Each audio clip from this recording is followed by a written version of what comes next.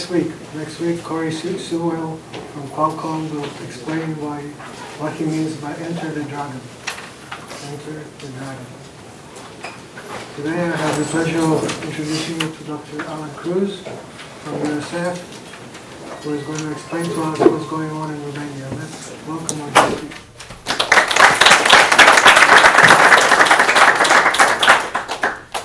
So 4 years ago, I had the chance to visit Romania with a group of friends from my school days in Alabama. And I knew nothing about that country, but when I looked around and saw what was going on over there, I started to get really interested. So this is the small group of friends that I went with, all from Alabama.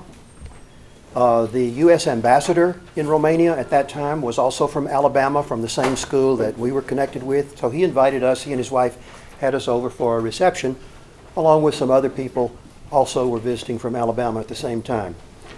He gave us a brief orientation to the history of Romania and how a person becomes a United States ambassador.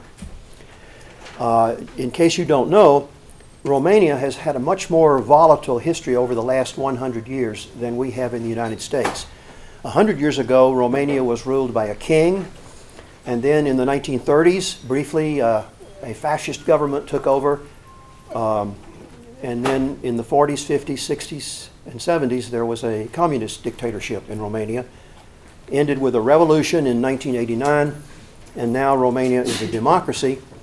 It's a member of NATO, an important ally militarily of the United States.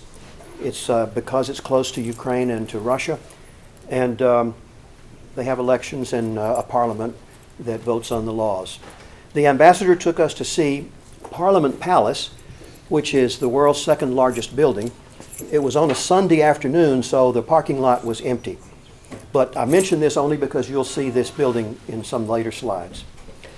And then at brunch, the ambassador told us about the fact that Microsoft has hired a great many programmers, software developers from Romania.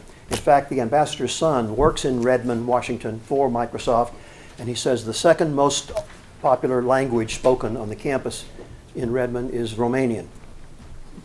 So my outline for this talk is first I want to give you a little bit of context and then talk about some current events in the near future and some in the recent past, and then finally look at some people from Romania and let you get a feeling for what the folks there are like that are in the computer field.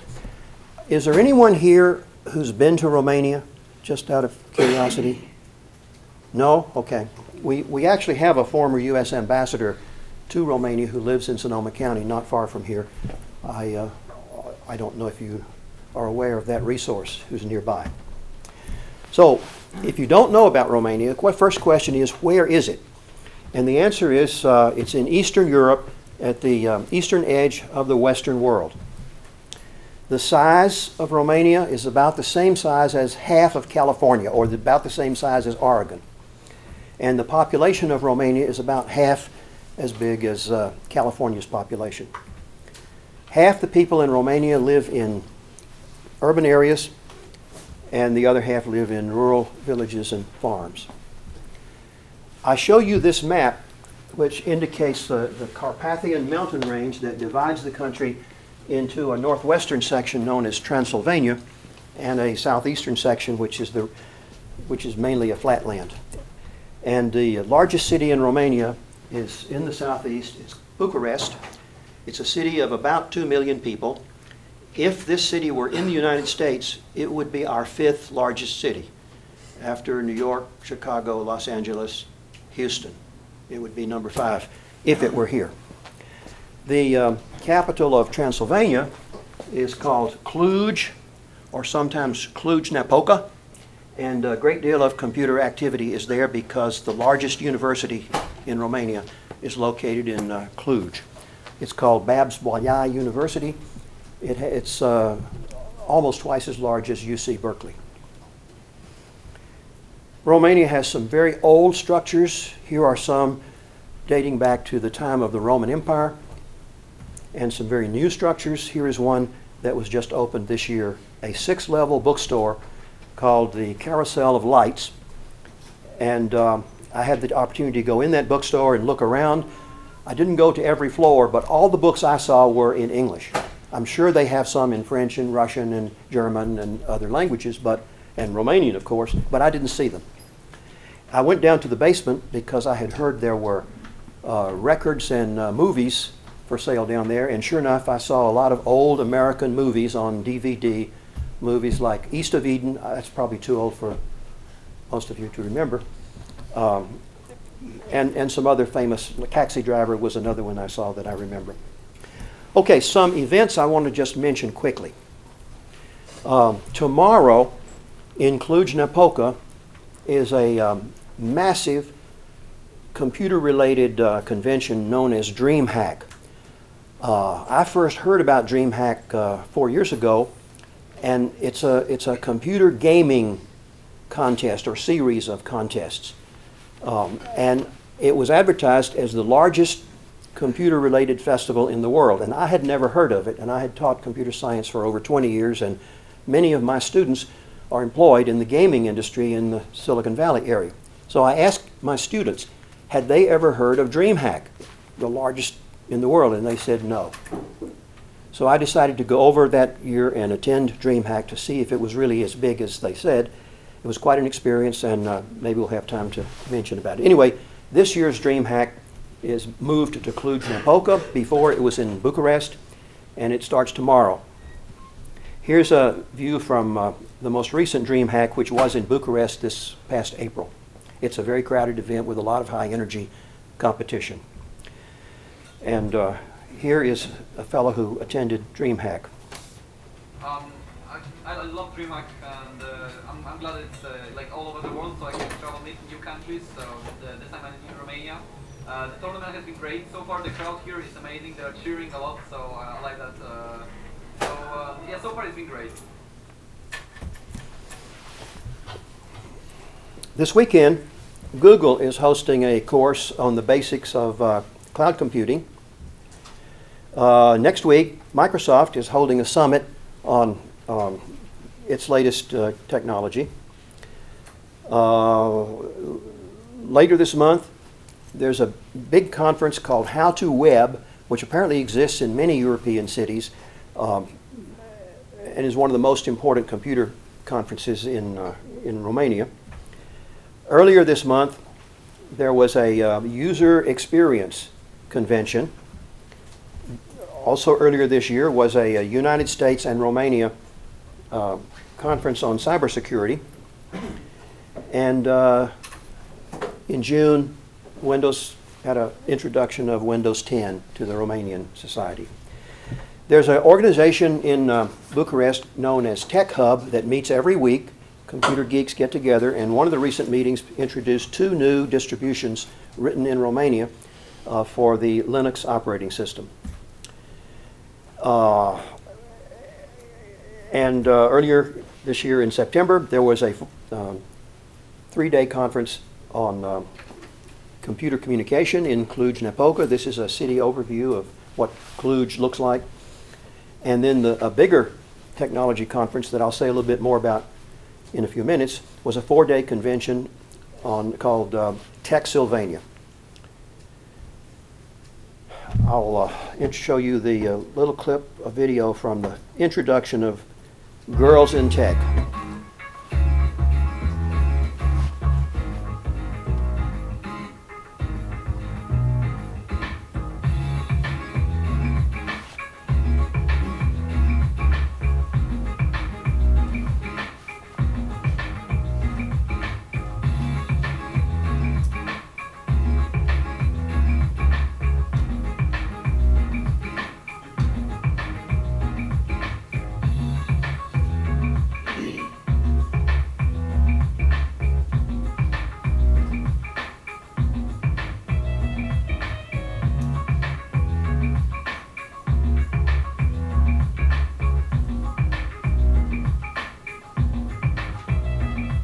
Welcome to the official opening of the Romanian chapter of Girls in Tech.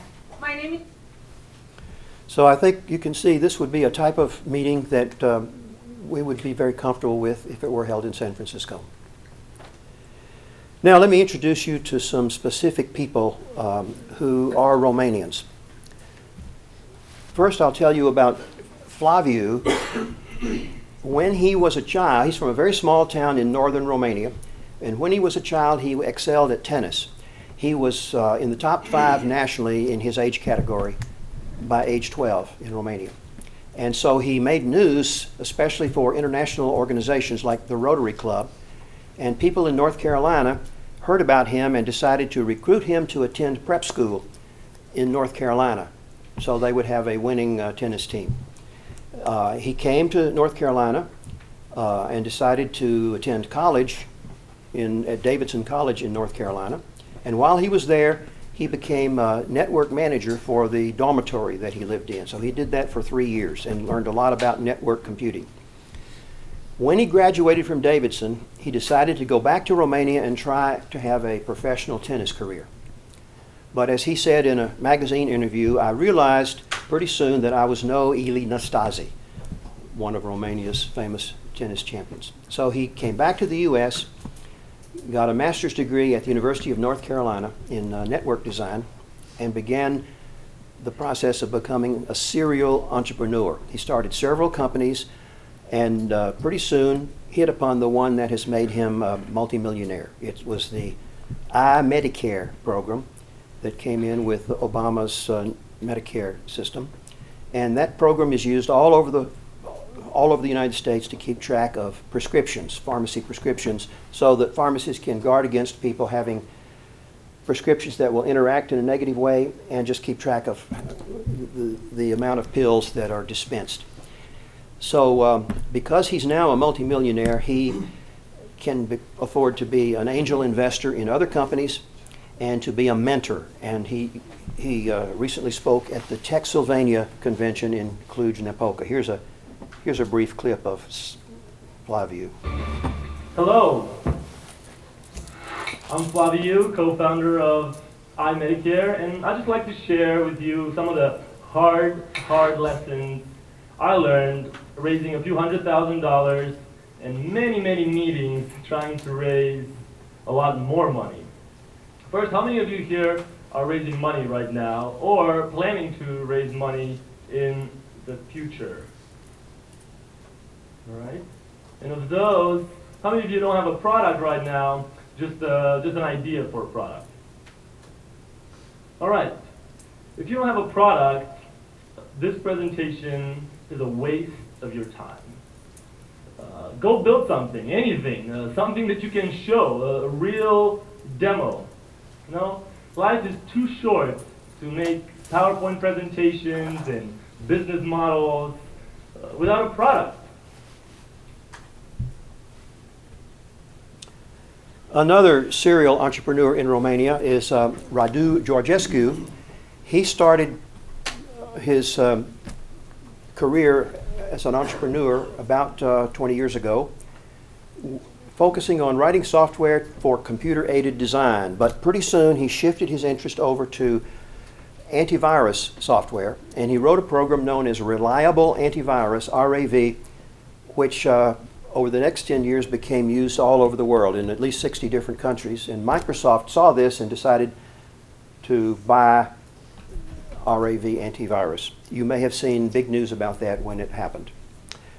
There were many millions of dollars that Microsoft paid to acquire that software program.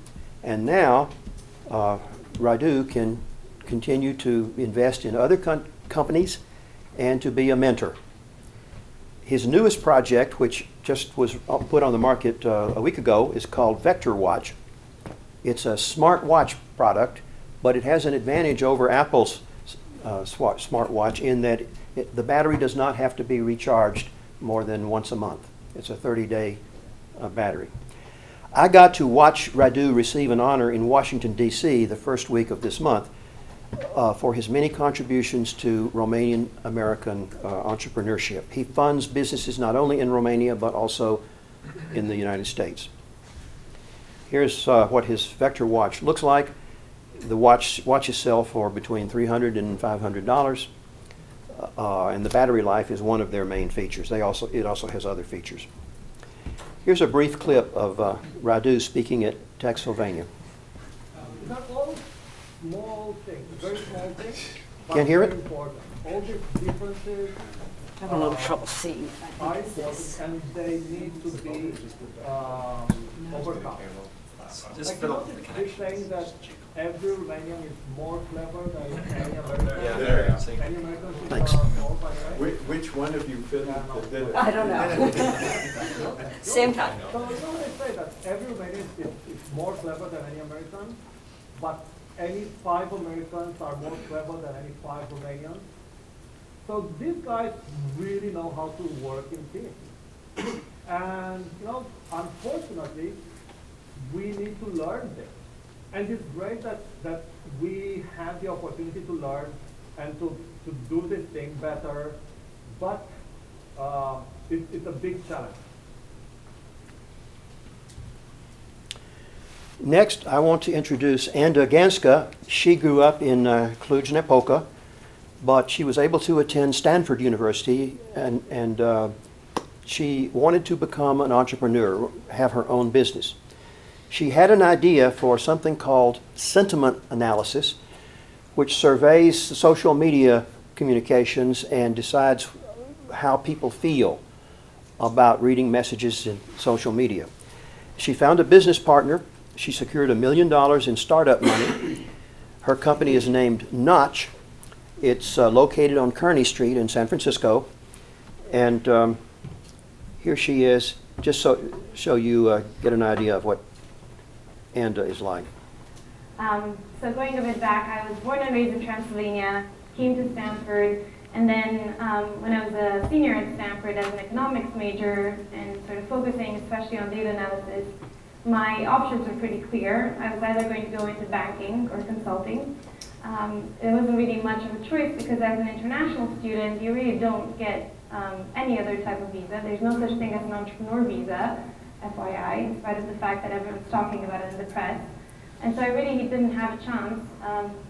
And eventually I accepted a job as a consultant, and about 2 weeks after, I reneged on my job because I couldn't sleep at night thinking, did I come halfway across the globe to study computer science, to go on another track?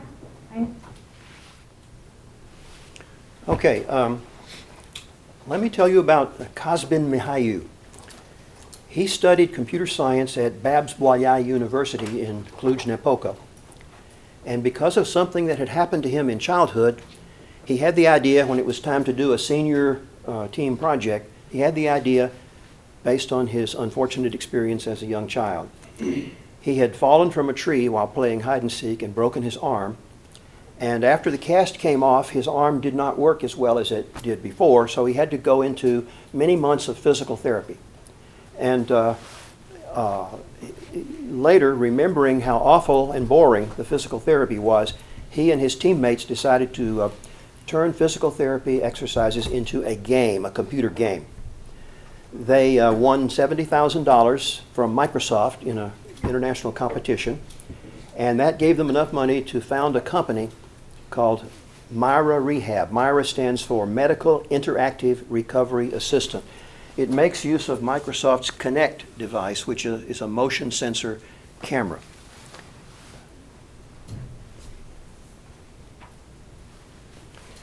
Here's a photo of the team presenting their project at Babs-Bolyai University. Kazbin was the leader of the team and is now CEO of their company in London.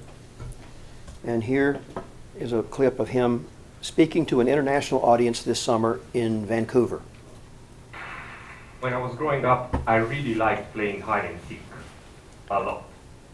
One time though, I thought climbing a tree would lead to a great hiding spot, but I fell and broke my arm. I actually started first grade with a big cast all over my torso. It was taken off 6 weeks later, but even then, I couldn't extend my elbow, and I had to do physical therapy to flex and extend it 100 times per day, 7 days per week. I barely did it, because I found it boring and painful, and as a result, it took me another 6 weeks to get better. Many years later, my mom developed frozen shoulder, which leads to pain and stiffness in the shoulder. The person I believed for half of my life to have superpowers suddenly needed help to get dressed or to cut food. She went each week to physical therapy, but just like me, she barely followed the home treatment, and it took her over 5 months to feel better. Both my mom and I required physical therapy, a process of doing a suite of repetitive exercises in order to regain the range of movement lost due to an accident or injury. At first, a physical therapist works with patients, but then it's up to the patients to do their exercises at home. But patients find physical therapy boring, frustrating, confusing, and lengthy before seeing results.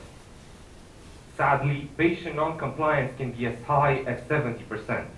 This means the majority of patients don't do their exercises and therefore take a lot longer to get better.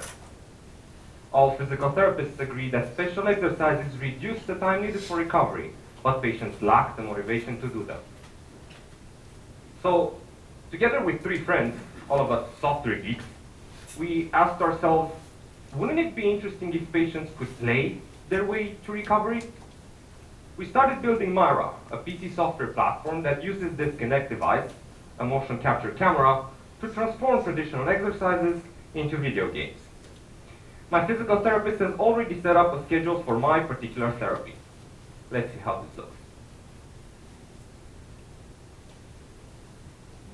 The first game asks me to fly a bee up and down, to gather pollen, to deposit in beehives, all while avoiding the other bugs.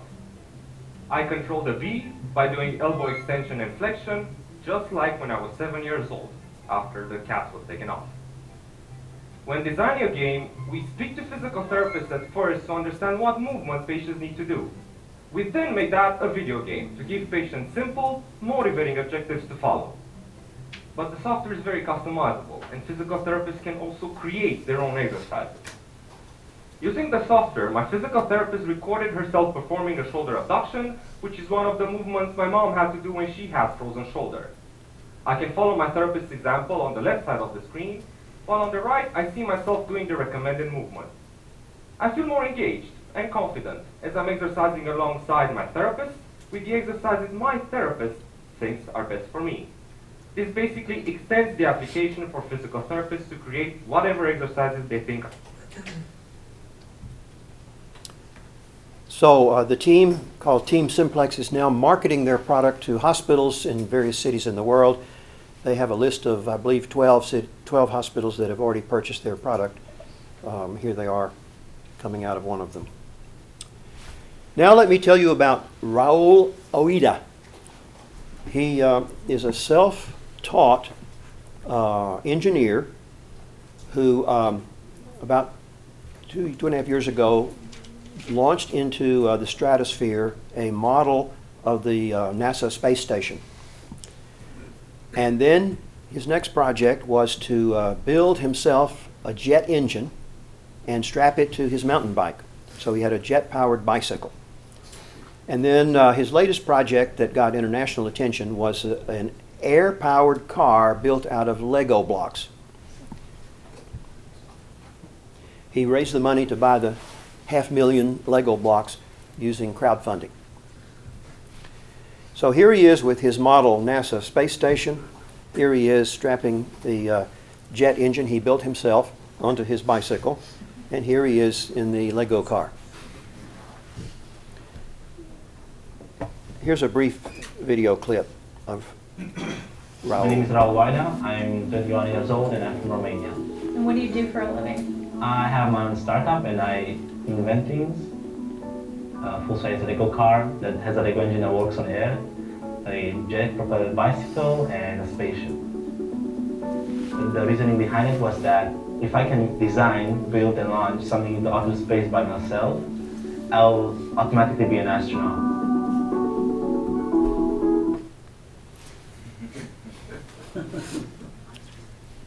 I sent him an email this week asking him what he's working on next. And I got back a reply 2 days ago saying he built the world's first 3D printer for fabrics. And I don't know what he's going to do after that. Okay, here's a much younger kid. When he was 11th grader in high school, he invented what's called Sunny Shirt.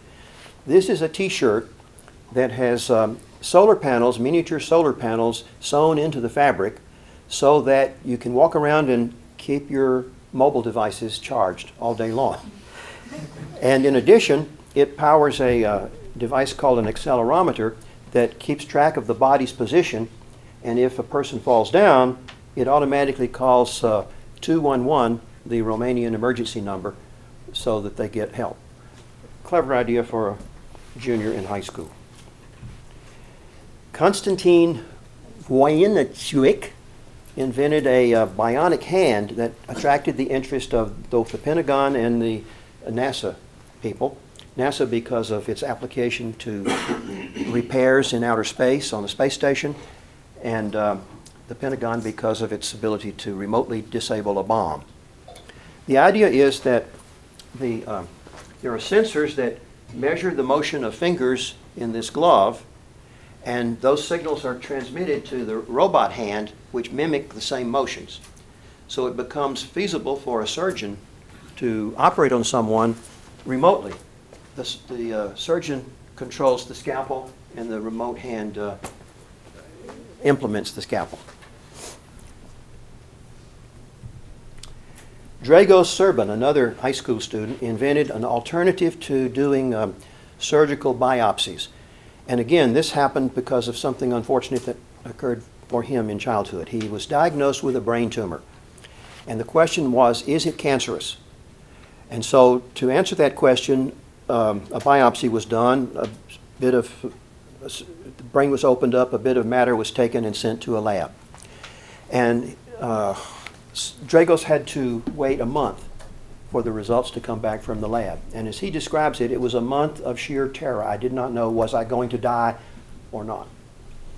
And so he had the idea of using his knowledge of computer programming and mathematics to build an algorithm that could answer the question, is it cancerous, by looking at the textures in an MRI scan. No need for surgery, no need for a biopsy, no need for waiting. You get an instant answer from the computer. And he tested the accuracy of his prediction algorithm with several hundred biopsy images, several hundred MRI images, and discovered that his algorithm had about a 90% accuracy. So this was considered a breakthrough in medicine in Romania, and naturally the TV cameras came to film him. This is what the MRI scans look like.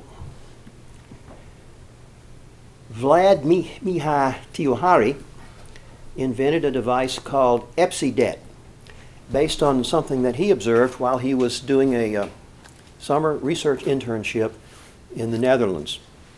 He had the experience of watching a terrifying experience where some woman in the lab had an epileptic seizure. And he talked about this with one of his Romanian friends who was also at the same university at the time, and they came up with the idea of developing a wrist device that connected to a cell phone that could alert a caregiver to the likelihood of an impending epileptic seizure. When he went back to Romania, he put together a team of student doctors and computer programmers, and they implemented this idea that he had, and it was presented at the Microsoft Imagine Cup competition this past May. Here is the little video they made explaining how this works.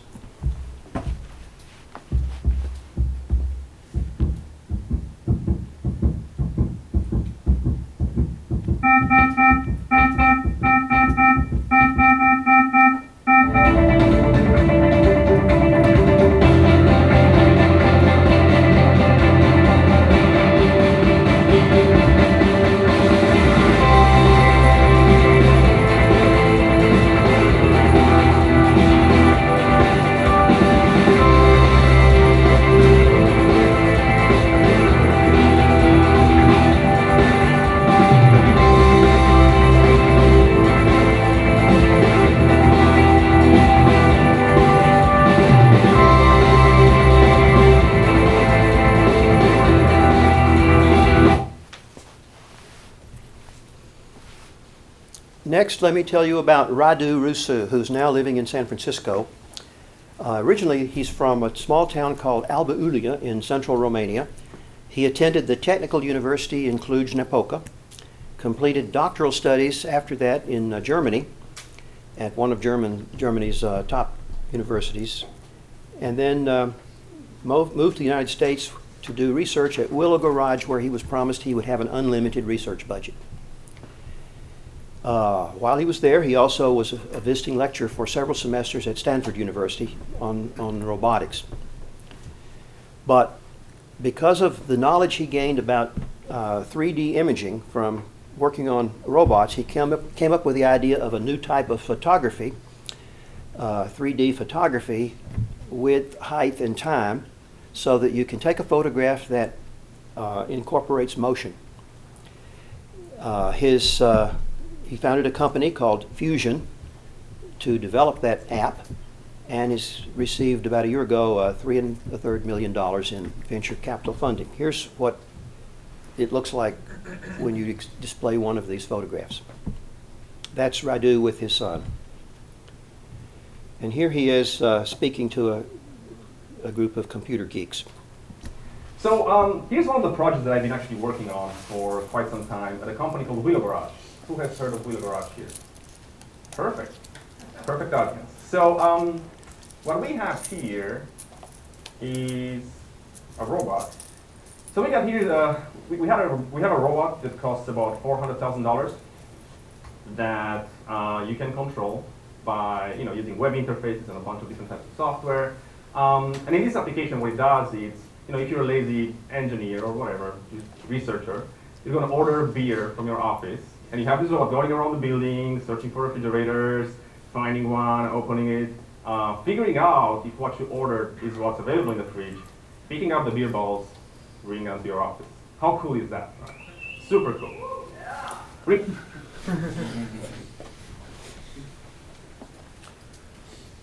Let me tell you about Alexandra Kopos. She's the daughter of a wealthy Bucharest hotel chain owner. And she persuaded her father to lend her $500,000 to come to the United States to attend the top universities in the United States. And she also did, while she was here, she did internships with several of the big companies like Merrill Lynch, a financial company, and McKinsey & Company, consulting company. And also, she was hired by the New York City's Education Department to teach school principals. She speaks 4 languages in addition to English, and she happens to be heiress to a family fortune worth, according to the internet, about $400 million. So what does she promised her dad that if he loaned her the money, she would come back to Romania. So that's where she is now. And back in Romania, she decided with some friends who also were educated in at Harvard and in Europe, to found something called Aspire Academy. It's a summer program for the top students in Romania, both high school students and university students. Here's the poster advertising this year's Aspire Academy for college students, and then separately Aspire High School for 50 of the top high school students from Romania and other Eastern European countries. The idea of the academy is it brings over professors from Harvard to give Romanian students some of the experience of what a Harvard Business School curriculum would be like. This is the class from this past July. This is Harvard professor Steve Jarding talking to one of the classes at Aspire Academy. And Alexandra Kopos also participates in teaching at her Aspire Academy. Just to give you an idea of what she is like, I have a brief clip from the ceremony that was held at her flagship hotel in Bucharest in late November, honoring the 100th anniversary of that hotel. And it was a long speech, but here's just a brief clip from it. Last but not least, I wanted to send a special thank you to my husband, Diego Prada. Diego and I got married last year. We met in New York, and he believed in me enough to move with me to Romania after having spent 10 years in the United States for myself to pursue my dream and take my family business over to new heights.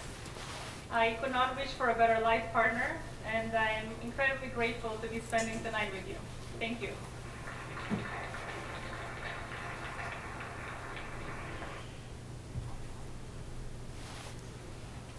Here is Andrei Avedane. When he was in middle school, he found some flaws in a computer game that piqued his curiosity, and he got very interested in learning to program and learning to build games. By the time he finished high school, he had won over 30 computer contests, both in Romania and internationally. And he founded a online website called World IT Info, IT for Internet Technology, that is still going, and he is a frequent blogger on that website. People can write in questions about cybersecurity issues and get answers from Andrei and from some of his colleagues. Andrei was described by one of his teachers as the most knowledgeable student of his age in the nation. There is no one equal to him. He, about 4 years ago, decided to organize the first computer conference on computer security called DEF Camp. And this has been going every year, getting bigger and bigger and bigger. The first conference had only 80 people attending, but the one coming up at the end of next month is expected to draw 700 people, with speakers there from the US and many other countries. Because of his fame in Romania, he was invited to be the guest on a TV show there called PC Garage, dealing with computer questions. And it was a 90-minute program talking just about computer issues. Here is a scene from DEF Camp last year at one of the five-star hotels in Bucharest. And here's one of the speakers from last year's DEF Camp. I should mention that this speaker is employed by Microsoft in Romania, and MVP means Most Valuable Professional. He's won that award 7 times. My name is Tudor Damien. I'm an IT consultant, and while my day-to-day job usually involves doing tech support consulting for companies in the US and managing large infrastructures of thousands of servers, I also handle pen testing, IT security audits every now and then, and I also have to deal with the social engineering part of the pen test. I'd like to take some time today and take you through some of the things that you might want to look into if you're thinking you're not vulnerable to social engineering. And I'd like to start with a question, and probably a show of honesty. How many of you here have already been a target of social engineering in some way, shape, or form?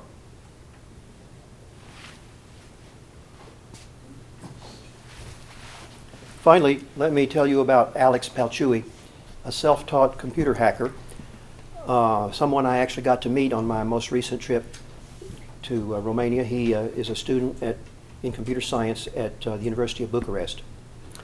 He started writing online blogs in English when he was 16 years old.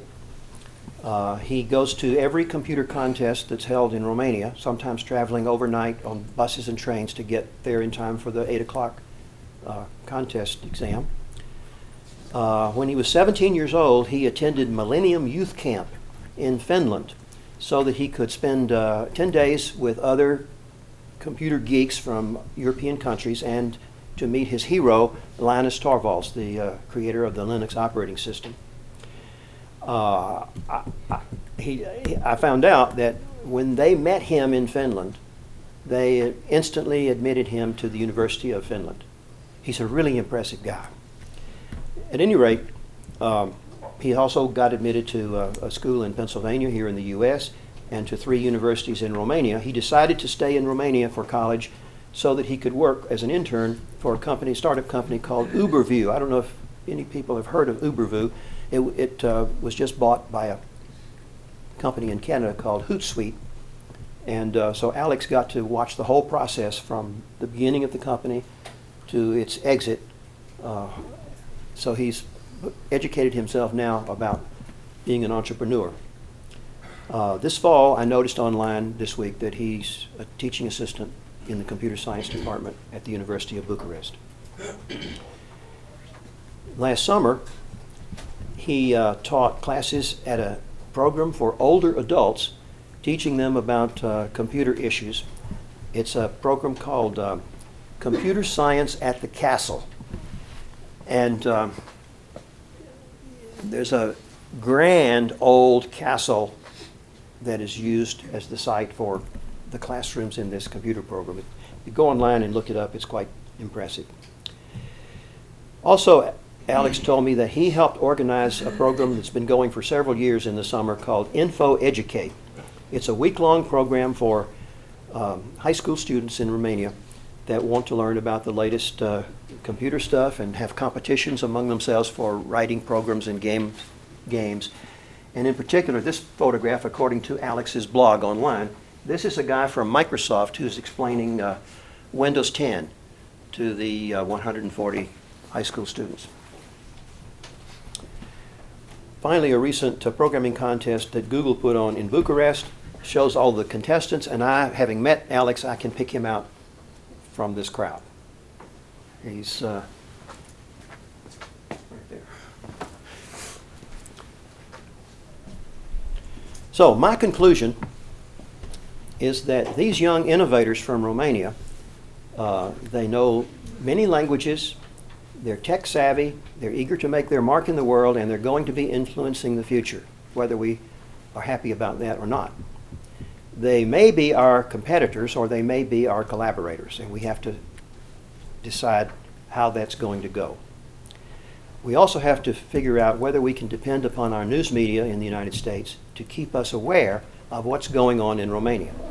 My guess, based on what I've seen talking to folks in San Francisco who know, like me 4 years ago, know nothing about Romania, my guess is we cannot depend on our news media to keep us aware of all this stuff that is happening over there.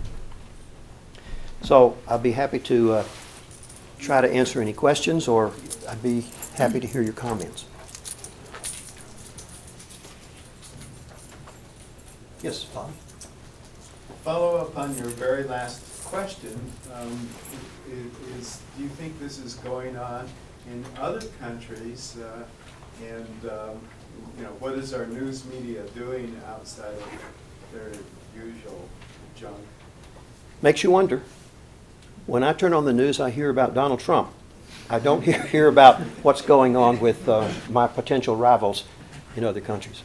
I don't know about the other countries in Europe. I got really interested in Romania, and that's where I have focused. It's become quite a job to keep up with the news every day from Romania. There's a lot happening, not just in the computer field, but in many other fields. When one of the Romanian entrepreneurs came to speak at Stanford this past spring, I got to hear him. We had a big audience, about 150 people at Stanford, in a course on entrepreneurship in Europe. And this was the CEO of the most successful game company in Romania called Maven Hut. And their main game is known as Solitaire Arena. I don't know if any of you have heard of that game, but it's like Solitaire put out by Microsoft, except it's a multiplayer game. It's a multiplayer version of Solitaire. That company was bought this past spring by a company in San Francisco called RockU, which uses games to promote advertising. So you play the game for free and you get to see ads along the way. So it was quite something for this Romanian company to be bought by a firm here in the Bay Area. Anyway, I got to speak to Cristi Badia, the CEO of Maven Hut, and I asked him what would he think about the feasibility of bringing a group of American computer science students to Romania, not to see Dracula stuff, which is what most tourists want to see, but to see the computer companies, the Tech Hut, the Maven Hut, and other firms in Bucharest. And his response was, awesome idea. And on the spot, he started planning out the route that we could take and what time of day to go to this place and what time of day to go to that place. I mention that because some of you in the next year, next 2 years, might have an opportunity to visit Romania. And it's not out of the question, and you would feel very comfortable there, contrary to what our news media describes the country like. Any questions? Everybody going to Romania? Oh, thank you.